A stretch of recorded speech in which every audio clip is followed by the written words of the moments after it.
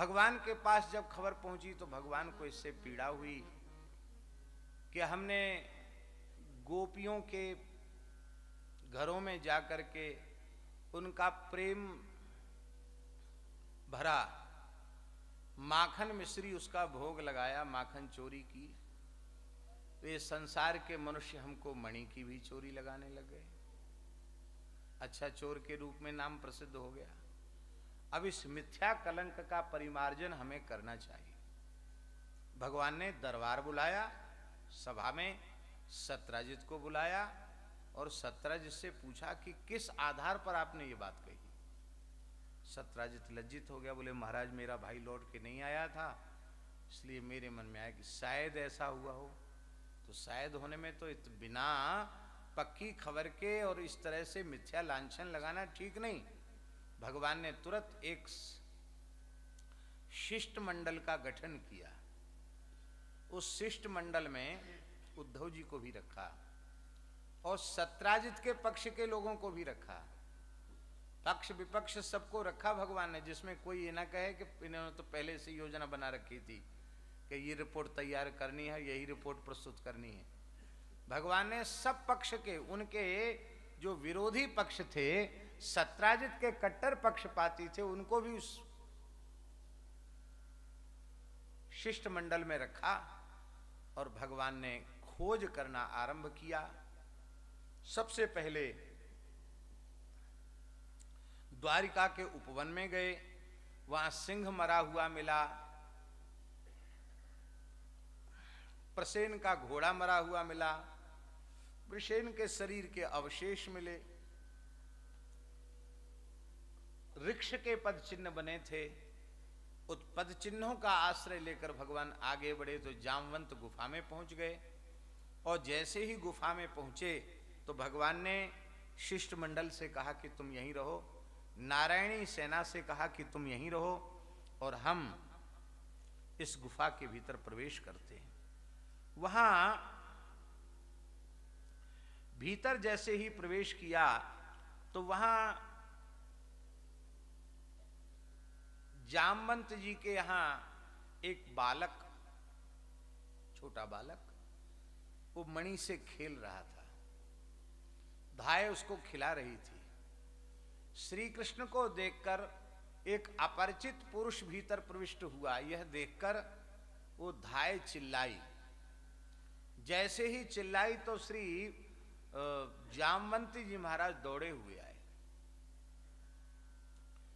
जामवंती जी को पूछना चाहिए कि श्रीमान जी आपका शुभ नाम क्या है, आपका परिचय क्या है, कहां से आए हो, क्या प्रयोजन है, कुछ नहीं, सीधे ही आक्रमण कर दिया, युद्ध करने लगे। भगवान भी युद्ध करने लगे। भगवान ने भी परिचय नहीं दिया। क्यों नहीं दिया? नापृष्टक कस्यचित् ब्रूयात्, बिना पूछे किसी को कुछ बताना नहीं चाहिए। भगवान ने अपना परिचय नहीं दिया। युद्ध हुआ 27 दिन 27 रात्रि तक अखंड युद्ध चलता रहा। जैसे अखंड मानस पाठ, अखंड कीर्तन, अखंड जप, ऐसे अखंड युद्ध चला। 28वें दिन भगवान ने एक कसकर घूंसा जमाया।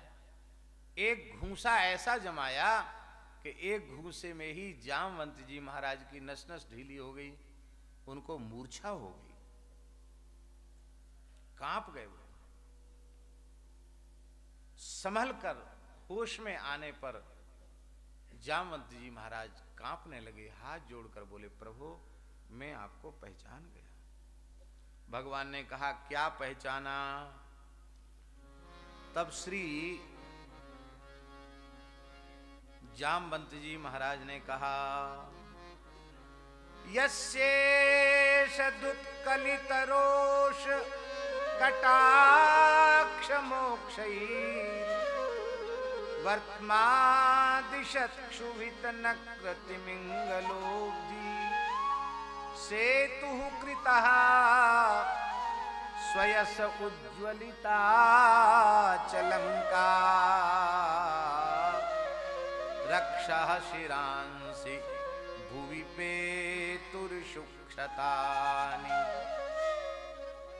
हे भगवान, मैं आपको पहचान गया। आप साक्षात मेरे आराध्य प्रभु श्री राम जी हैं। आपकी भ्रकुटी तनिक टेढ़ी हो गई थी।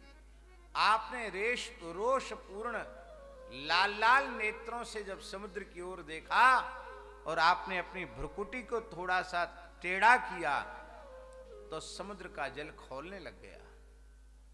उसके बड़े बड़े मत्स्य महामत्स्य तिमिंगल वो सब छटपटाने लगे। समुद्र आपकी शरण में आ गया। आपने समुद्र पर सेतु का निर्माण किया और आपके तीक्ष्ण बाणों से कट कट कर रावण आदि राक्षसों के मस्तक गिरने लगे। आपने खेल खेल में लंका विजय की। वही आप मेरे आराध्य प्रभु श्री राम हैं। मैं आपको प्रणाम करता हूं। भगवान, बहुत देर के बाद आपका परिचय पाया और जब परिचय मिला तब आपकी पूजा की। आपका कोई स्वागत सत्कार नहीं किया। भगवान ने कहा, मैं अपने भक्तों से इतना प्रेम करता हूं कि उनकी किसी भी क्रिया को पूजा ही मान लेता हूं। तो हम तो समझते हैं कि 27 दिन 27 रात्रि से आप पूजा ही कर रहे थे। जिस प्रेम से तुलसी और पुष्प का सहस्रार्चन स्वीकार करता हूं, उसी प्रेम से कोई भक्त खींच जाए और घूंसा बरसाने लग जाए तो उसको भी मैं पूजा ही स्वीकार कर लेता हूं। मैंने तो आपकी क्रिया को पूजा ही माना। आप निर्भय हो जाओ, आप दुखी न हो।